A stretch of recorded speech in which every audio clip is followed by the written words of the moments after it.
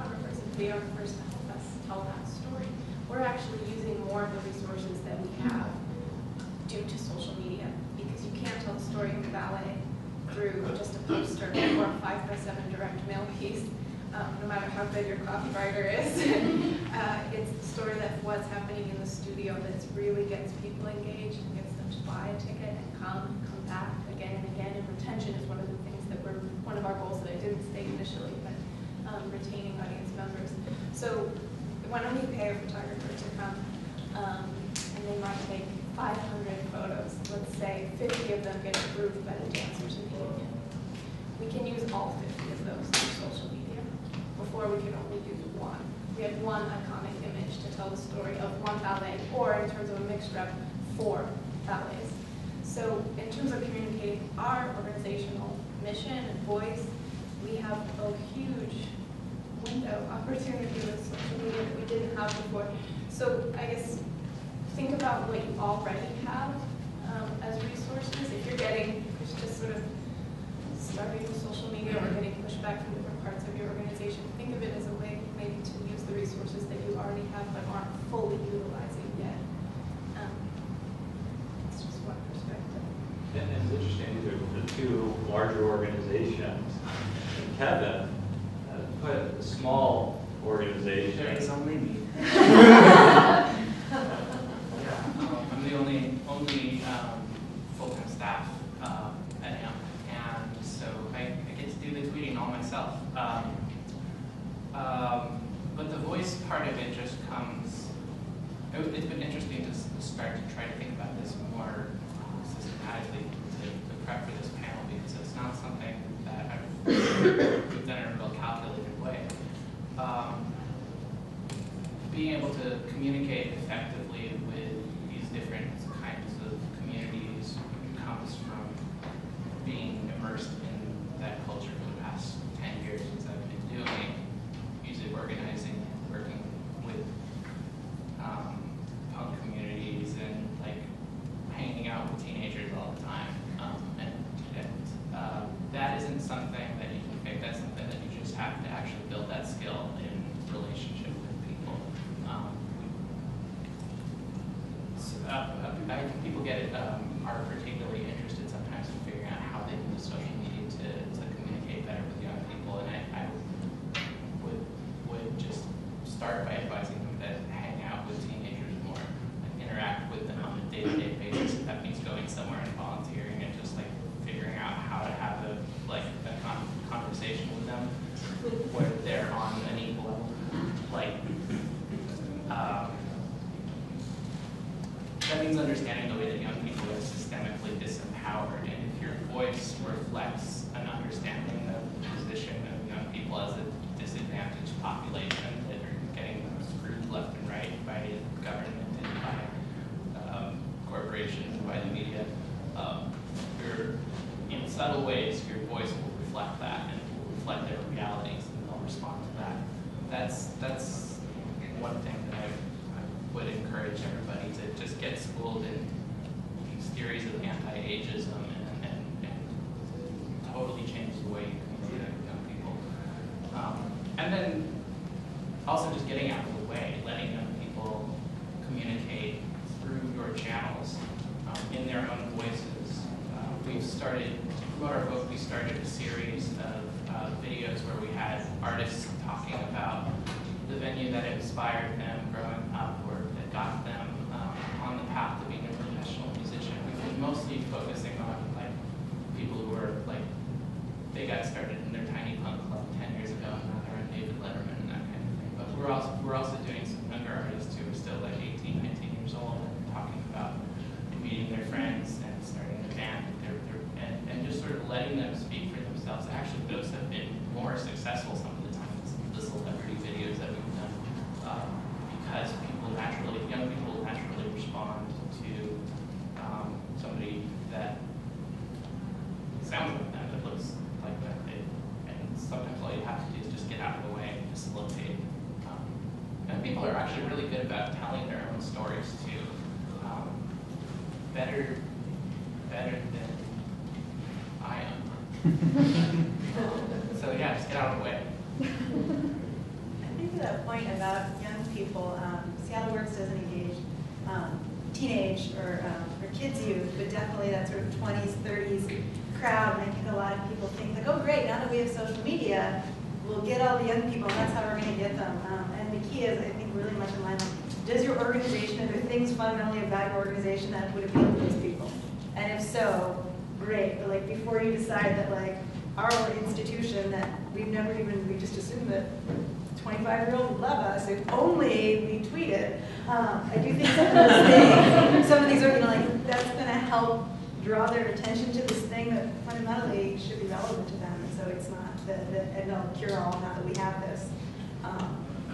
Young people will come.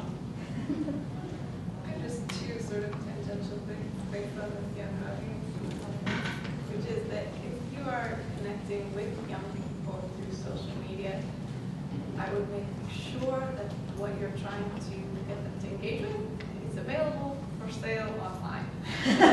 I know that sounds like a no-brainer, but we have certain ticket types that are specifically designed for young people that they cannot buy online. And that's a huge obstacle. That's a huge barrier to participation. So like I said, I know it sounds like a no-brainer, but if you've got this special little design price type that's just for young people, it needs to be for sale. That's some wall that I keep banging my head against for the last couple of years. And there was something else, but I'll just like... The second most interesting area of focus for this group, according to surveys, analytics and return on investment. And fundamentally, as a nonprofit, those of us who are mission-based nonprofit organizations, at the end of the day, we need to be able to tell a clear story about how we're generating impact for those people that we're trying to serve. We're either saving, some of us are saving lives, some of us are improving lives. But fundamentally, we have to be able to tell that story. So, we have to go and ask the tough question. How do we know if the work that we're doing is generating impact? And this covered quite a bit today, pieces about analytics, return on investment, but let's operationalize it and cover it here. In your experience, when you guys look at yourselves in the mirror, or look at your board, or draft an annual report for the people that you serve, how do you guys know that the work you're doing in these social spaces is generating impact for people? What do you think? Well, I'll jump in. Please. Okay, so we measure the typical things like our followers and the number of responses and engagement. So we are doing that. We look at that on a monthly basis, and it's always nice to see the trend line go up. But the thing that I really want to do, which I have to confess I haven't started it yet, but it's on my to-do list, is to really measure all the follow-up work that we do, the issues that we follow up on, the customer service issues that come up that we're able to troubleshoot and fix. And on all the social channels, there's always people asking, anybody know a good doctor in Seattle? Or anybody know where the nearest ER is? And so we can see those things and we can say, yeah, here's the information here's a great doctor, here's how to get to our ER. And so it's a question of actually tracking that and having it all. I mean, if we could do that, and I know we could, we just haven't gotten around to it, but that would really help our case in terms of being able to fund the resources needed to keep the social media program going. But it's out there, and that's, in the ideal world, that's how I would track it. I think for us, we know that we have a really simple monthly spreadsheet. We know our fans are on the rise. We know our friends are on the rise. We're looking at the open rate on our emails and all those things.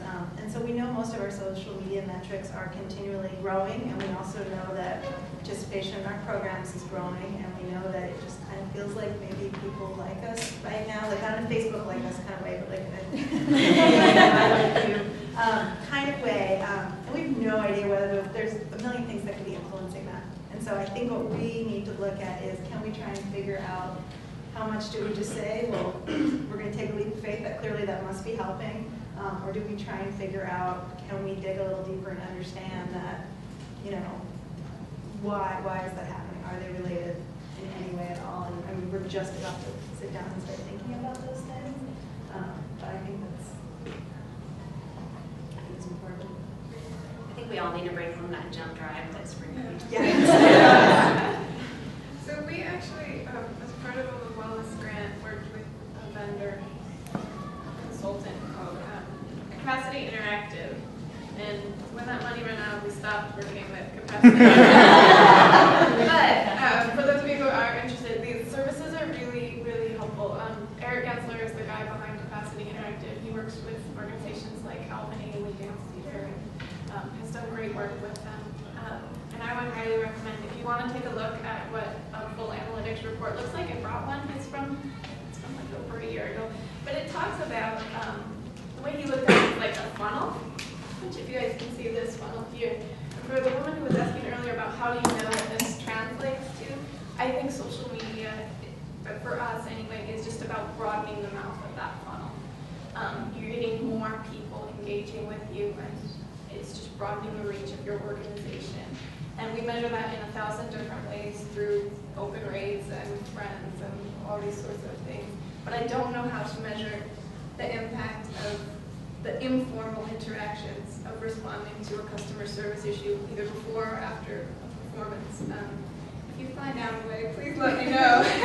And I also don't know how to measure the value of having patrons interact, and board members and dancers and all the stakeholders in the organization interact with each other. We've really finally, I think, it's taken a while, but like made a huge leap forward in terms of allowing people to treat our pages as a forum rather than just us being the voice of God, like I said earlier.